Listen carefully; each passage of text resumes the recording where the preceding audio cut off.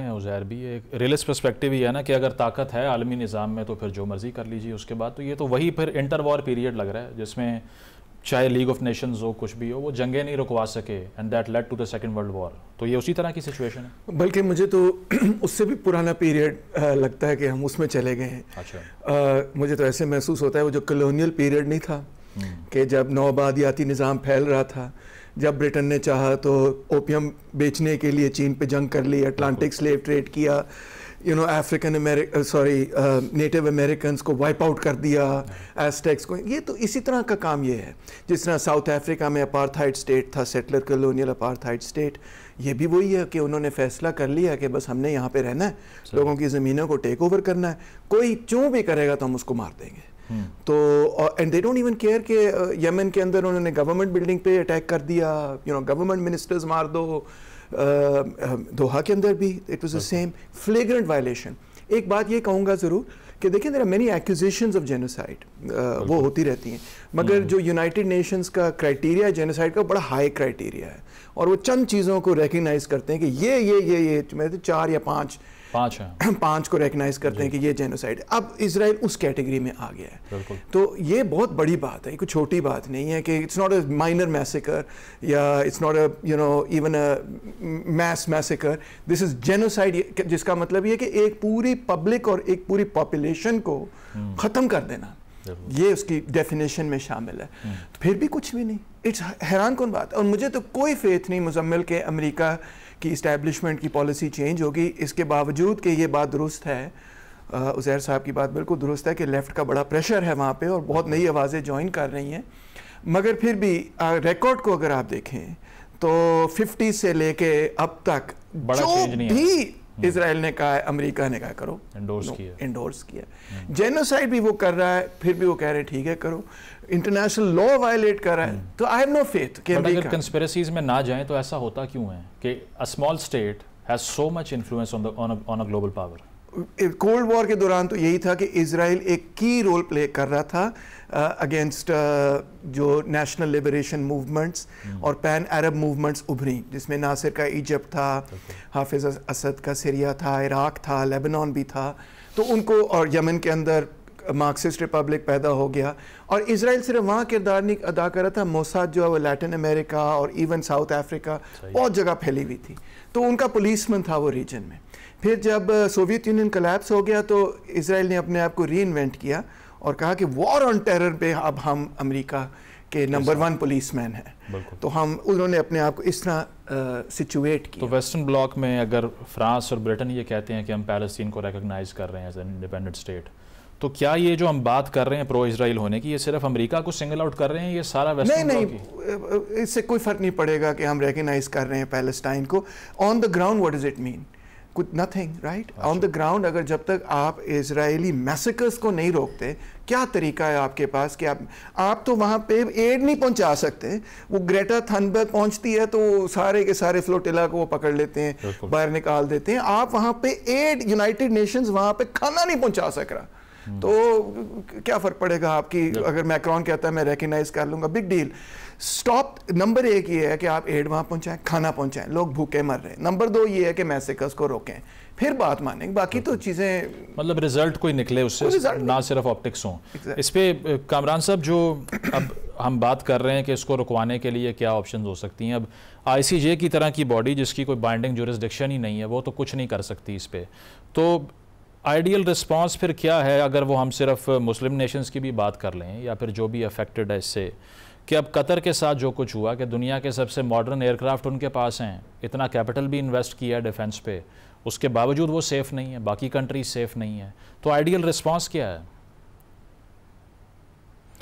دیکھیں یہ بہت بڑا کوشچن ہے اور مجھے نہیں لگتا کہ اس وقت وہ آئیڈیل رسپانس ہے, کیونکہ امریکہ ہو یا اسرائیل ہو, وہ تو بالکل آئی تھنک جو بین الاقوامی قوانین ہیں, UN سیکیورٹی کاؤنسل بس ایک فارمیلٹی ہے, اس سے کوئی فرق پڑنے والا ہے. آئی تھنک انٹل انلیس یہ جو پورا جو عزیر صاحب نے شروع میں بات کی تھی کہ ہم ایک اس ٹرانزیشن پیریڈ میں گزر رہے ہیں جہاں پر کوئی کلیئر اس وقت آپ کے سامنے کوئی ورلڈ آرڈر نہیں ہے, اور جب تک یہ سیٹل ڈاؤن نہیں ہوتا, new rules of the game طے نہیں ہوتے, آئی تھنک اس سے اسرائیل جو ہے وہ فائدہ اٹھائے گا. The only possibility that I see کہ جو بڑی پاورز ہیں لائک چین، میرے خیال میں وہ اگر سامنے آئے، لیکن آف کورس ان کی جو پالیسی ہے ڈپلومیسی ہے وہ بالکل ایک مختلف قسم کی پالیسی ہے، وہ ایک ڈیٹرنس کے طور پر کام کر سکتا ہے ان دا لانگ رن. میں بھی گلف کنٹریز، عرب کنٹریز وہ متبادل کے طور پر چین کو دیکھیں اور پھر دو بڑی جو طاقتیں ہوتی ہیں آپس میں ان کی لڑائی نہیں ہو سکتی، but in the short run I don't see کہ اس سے کوئی بہت بڑا ایک فرق نظر آنے والا ہے. اینڈ آئی تھنک ایک جو اور فیکٹر ہے جو آپ ذکر بھی کر رہے تھے کہ آخر ایک ایسے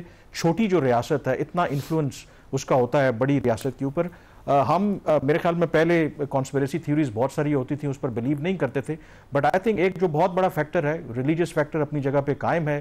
جو مارکو روبیو بھی گئے تھے ویسٹرن وال، وہاں پر کھڑے ہو کے جو پھر اس کے بعد جو اسرائیلی پرائم منسٹر کہہ رہے ہیں کہ ویسٹرن وال کی طرح یہ جو اتحاد ہے ہمارا امریکہ کے ساتھ مضبوط ہے، تو یہ فیکٹرز بھی ہیں، اس کو آپ رول آؤٹ نہیں کر سکتے. کل قطر کے امیر نے بھی خود ذکر کیا، جو پہلے ہم ویسے ہی لوگ باتیں کیا کرتے تھے کہ جی گریٹر اسرائیل کا منصوبہ، تو انہوں نے بھی ذکر کیا کہ اسرائیل شاید یہ خواب دیکھ رہا ہے کہ پورے عرب ورلڈ میں اپنا جو اثر و رسوخ ہے اس کو ایکسٹینڈ کرنا چاہتا ہے، اور جو اس کی اس وقت پالیسی نظر آ رہی ہے I think it is not a surprise اگر وہ اس طرح کا کام کرے گا آہستہ آہستہ جو گریٹر اسرائیل کا کامران اس پہ کامران آپ کی اوپینین کیا ہے کہ جو پولیٹیکل چینج جو پہلے بات ہو رہی تھی امریکہ کے اندر ایسا کوئی پولیٹیکل چینج آ سکتا ہے جس سے وہ اسرائیل سے اپنا ہاتھ وڈرا کر لیں، یا پھر کوئی بھی آ جائے Biden who Trump who whoever it is، کرنا یہی ہے کہ سپورٹ ان کو کرنا ہے؟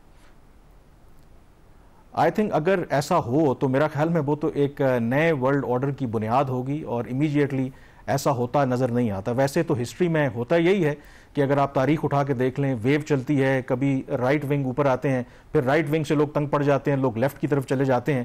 تو پوری دنیا میں اس وقت تو میرے خیال میں یورپ میں دیکھ لیں، ایشیا میں دیکھ لیں، باقی جگہوں پر دیکھ لیں، رائٹ ونگ کی فی الحال تو ویو چل رہی ہے. تو مجھے ان دا نیئر فیوچر لگتا نہیں ہے کہ بالکل وہاں پر آوازیں ضرور اٹھ رہی ہیں بے شک امریکہ میں، بٹ کیا وہ آوازیں اتنی طاقتور ہیں کہ بالکل ایک ریڈیکل شفٹ آ جائے امریکہ کی پالیسی میں، وہ مجھے ہوتا نظر نہیں آ رہا. ٹھیک ہے عزیر، یہ جس کنسپیریسی کا تذکرہ ہو رہا ہے یہ بھی کہا جاتا ہے ایونجیلیکلز کی اور زائنسٹ کی الائنس ہے اور یہ ساری چیزیں ہیں، لیکن اس میں ہسٹوریکلی دیکھا جائے تو بڑا اینمٹی بھی رہی ہے. مطلب جتنی جوز کے خلاف جو ہے وہ چیزیں ہوئیں تاریخ میں، اس میں اس سے پہلے تو ایسی کوئی الائنس ایگزسٹ نہیں کرتی تھی. تو اس پہ پھر آپ کی تھیری کیا ہے کہ صرف کوئی اکنامک انفلوئنس ہے، کوئی نیو یارک میں زیادہ انفلوئنس ہے جو اسرائیلی سٹیزنز ہیں ان کا ہے، یا پھر کوئی ریلیجس ایسپیکٹ ہے اس کا؟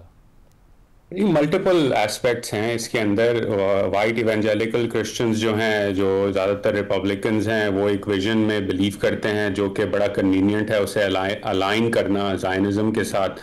تو کرسچن زائنزم ایگزسٹ کرتا ہے اور بڑا انفلوئنشل طبقہ ہے امریکی سیاست کے اندر. اس کے ساتھ ساتھ آپ نے دیکھا کہ اسرائیل نے اور پرو اسرائیل لابیز نے انویسٹ بھی بہت کیا. جان میئرشائمر اور اسٹیون والٹ کی بڑی زبردست کتاب ہے دا اسرائیل لابی، اگر کسی نے نہیں پڑھی تو ضرور اسے پڑھیں. میں کنسپیریسی تھیوریز میں اتنا بلیو نہیں کرتا، اور اس لیے یہ بتانا چاہوں گا آپ کی آڈینس کو کہ امریکہ کا جو سیاسی نظام ہے اور اس کے ساتھ ایسوسیٹڈ جو فائنینشیل نظام ہے وہ بڑا ٹرانسپیرنٹ ہے. آپ ڈیٹا آن لائن جا کے دیکھ سکتے ہیں کہ اے پیک کس کو کتنے پیسے دیتا ہے، کس فنڈنگ کے تھرو دیتا ہے، کون اسے فنڈ کرتا ہے، اس کی ایسوسیٹڈ چیریٹیز کیا ہیں، کون سی چیریٹیز کس لیجسلیٹر کو اسرائیل کی ٹرپس پہ لے کے جاتی ہیں، اسرائیل کی برتھ رائٹ کی ٹرپس کس طرح آرگنائز کی جاتی ہیں یونیورسٹی کالج لیول پر، تاکہ ایک پرسپیکٹیو شیپ کیا جائے نوجوان طبقے کے اندر. تو یہ ساری چیزیں کافی سالوں سے چل رہی ہیں، اور اسرائیل اور پرو اسرائیل لابی نے بڑا کام کیا ہے اس پورے سٹرکچر کو بنانے کے لیے. فار ایگزامپل امریکی سیاستدان خود ریٹائرمنٹ کے بعد کافی سارے کہہ چکے ہیں کہ اے پیک کا ایک ریپرزینٹیو ہوتا ہے کانگریس کے اندر جو کہ دیکھتا ہے کہ آپ کس طرح کے سٹافر کو ہائر کر رہے ہیں فورن پالیسی جابز کے لیے، کیونکہ اگر وہ تھوڑا سا بھی کرٹیکل آف اسرائیل ہو تو اسے جو ہے روک دیا جاتا ہے اس کی اپلیکیشن کو. یہ سب چیزیں ریکارڈ پہ موجود ہیں اور یہ انفلوئنس بنایا ہے. اب اگر کوئی اور انفلوئنس بنانا چاہتا ہے امریکی نظام کے اندر تو اس کی پلے بک بڑی ٹرانسپیرنٹ ہے، اس کا طور طریقہ بڑا ٹرانسپیرنٹ ہے، اور اس کا کور جو نیڈ ہے وہ ہے کہ آپ کے پاس پیسہ ہونا چاہیے اور فنڈ ریزنگ کیپیبلٹی ہونی چاہیے. آپ وہ انویسٹ کر دیں تو ہو جائے گا. اچھا عزیر، آپ کو لگتا ہے کہ اسرائیلی اسٹیٹ نے انڈر نیتنیاہو اپنے سٹیزن کو ویسے کنونس کر لیا ہے کہ اصل میں انڈر اٹیک تو ہم ہیں، وہ عربس تو نہیں ہے بیسکلی؟ ابھی بھی ریسنٹلی ان کی جو سٹیٹمنٹ ہے وہ کہہ رہے ہیں کہ ایک سپارٹا تھا پہلے جو انسرکل ہو گیا چاروں طرف سے، ہم سپر سپارٹا ہیں، اور قطر جو ہے وہ ہمیں چاروں طرف سے گھیر لے گا، اسی لیے ہمیں اپنے بچوں کو ملٹری ٹریننگ دینی ہے، 7 سال کی عمر سے ان کو سکھانا ہے کہ اپنی ریاست کے لیے لڑنا ہے، اور ایک واریر کلاس جنریٹ کریں گے ہم. یہ نیریٹو ہے ان کا. بالکل یہ نیریٹو ہے، اور وہاں تو ایک طرح کا میڈیا بلیک آؤٹ چل رہا ہے، کیونکہ وہاں تو دکھایا بھی نہیں چاہتا کہ فلسطین میں اور غازہ میں کس طرح کی بربریت ان کا رجیم کر رہا ہے. تو ایک پورا کا پورا پروپیگنڈا تو چلایا ہے. اسپارٹا کی چیز میں نے آج بھی دیکھی تو میں یہ خود ہی سوچ رہا تھا پڑھتے ہوئے کہ پھر نیتنیاہو کو تاریخ تھوڑی سی گہری طرح سے پڑھنی چاہیے. I'm sure انہوں نے پڑھی ہوگی کہ اسپارٹا نے جب ایتھنز کے ساتھ اور پرشینز کے ساتھ جنگ لڑی تو اس کے اینڈ پہ وہ اتنا ایگزاسٹ ہو چکا تھا اسپارٹا کہ اس کے بعد اسپارٹا نہیں رہا تھا، کولیپس کر گئی تھی ان کی سوسائٹی. تو جب آپ ایک لمٹ کے آگے چلے جاتے ہیں تو even Sparta was exhausted at the end of it. اور پوری تھوسیڈیڈس کی جو کتاب ہے about the decline of Greece and Greece city states after the Athenian Spartan war and